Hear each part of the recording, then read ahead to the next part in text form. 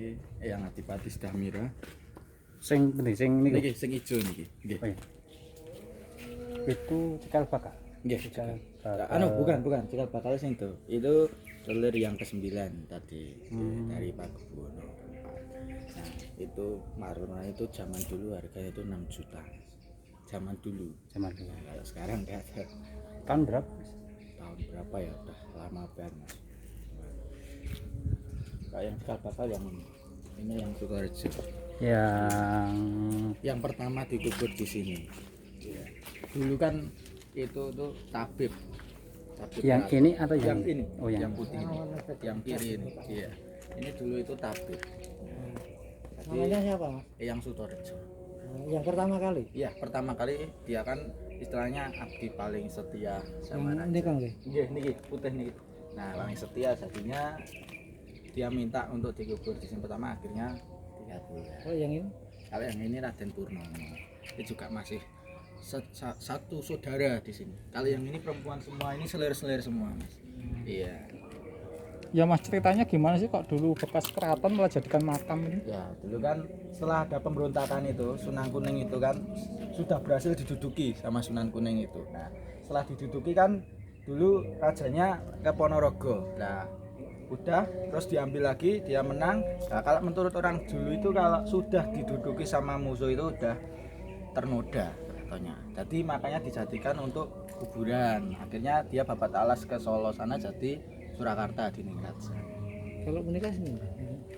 Menikah itu nggih kaping selir, tapi dulu ceritanya ini sama sebelahnya situ. Dulu itu mau menikah, tapi nggak ada izin. Akhirnya sampai mati ditembokin. Ini sama sebelahnya ini ada, iya. Tapi kalau namanya belum di ya.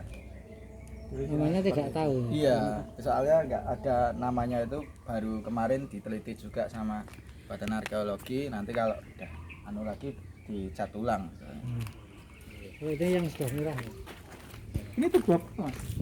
Ini dulu cagak buat nyonggo ya, kan gitu. Dulu sih kan sini kayak bangunan gitu ya.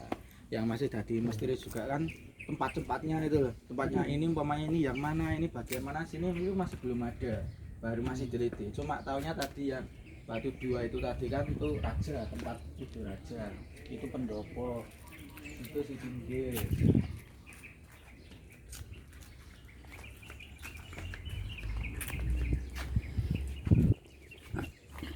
Kalau yang di luar ini Mas, yang semisal di situ. Situ juga itu juga makam. Iya, makam semua. Kalau sini campur, ada yang kerabat, ada yang umum juga. Oh. Ini yang dalam ini bentengnya luasnya kurang lebih 2,5 hektar. 2,5 hektar ya. Yang dalam ini. Terus kalau kerajaan Kartasura itu berapa tahun berdirinya? 339 tahun. 339 tahun. Yang lalu. Iya, yang sekarang besok 11 September itu 340.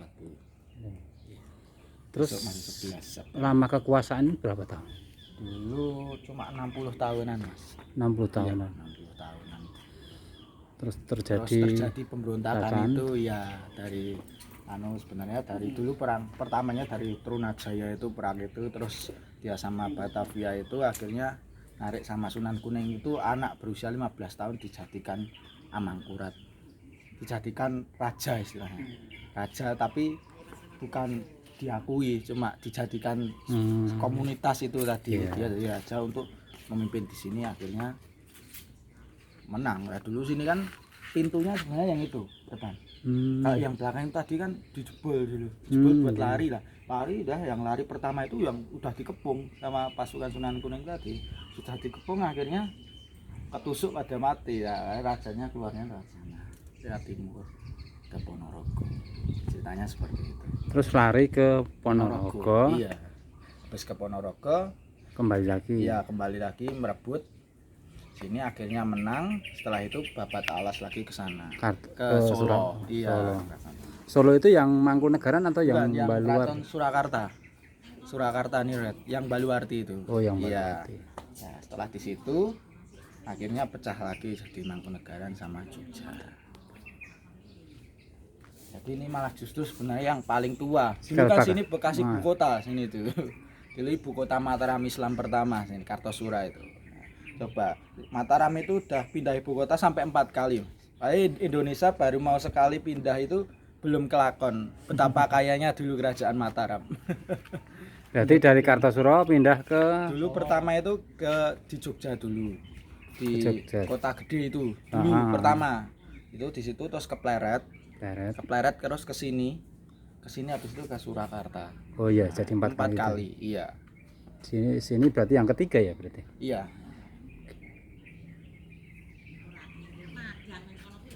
Kalau cerita dari raja itu yang paling berkesan apa kalau Kartasura itu? Dari Kartasura. Kartasura.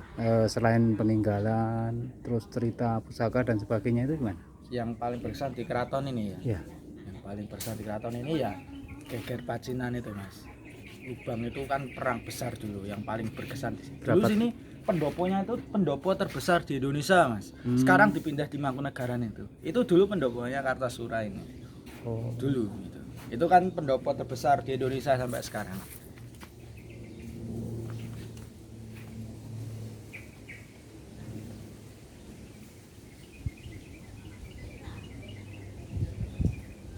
Terus apa ya? Kalau cerita yang merakyat itu apa?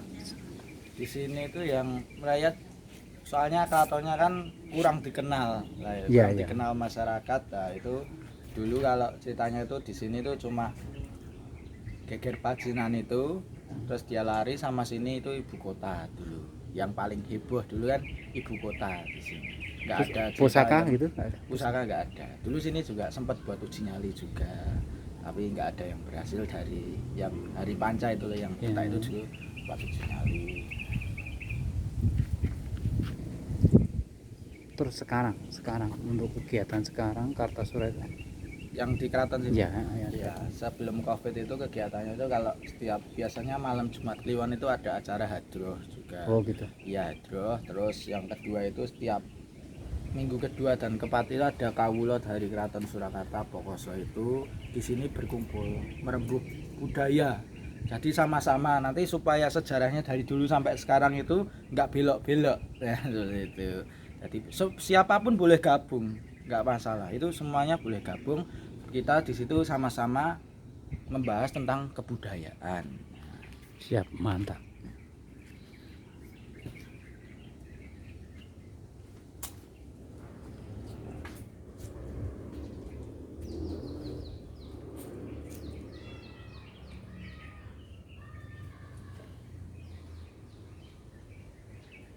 Mas lah untuk keturunan raja yang dari Cikal Bakal itu sampai sekarang masih ada enggak? Untuk di sini itu adanya cucu sama putra sama anak. Itu di sini kuburannya. Nanti kuburannya ke situ ya. Maksudku yang masih hidup kan. Generasi keberapa gitu kan? Ya itu generasinya kan sekarang udah ke Keraton Solo semua. Nanti kalau mau tanya soal nama generasi nanti ke sana saja. Nanti di perpustakaan semua dijelaskan generasi siapa saja yang masih hidup, siapa yang enggak. Kalau yang di sini tinggal yang sudah dimakamkan saja. Ini di samping tembok ini nanti ya mau lihat itu nanti anak-anak PB3 ada, PB5 ada, sama cucu ini samping tembok. Berarti luas wilayah ini hanya untuk makam. Oh iya, makam, tapi tahun 2012 itu setelah masuk cagar budaya sudah nggak boleh buat makam. Oh gitu. Iya, jadi untuk istilahnya untuk wisata religi, untuk pembelajaran anak sekolah seperti itu. Oh, jadi stopnya 2012. Iya, 2012 masuk cagar budaya itu.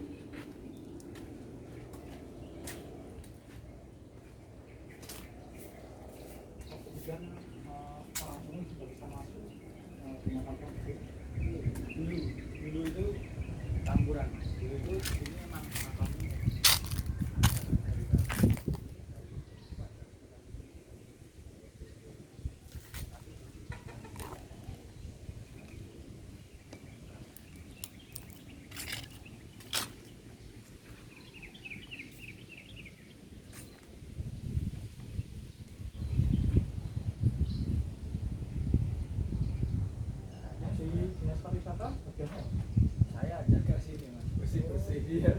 berdiri jadi kondisinya ya seperti ini. Bukan 7 cm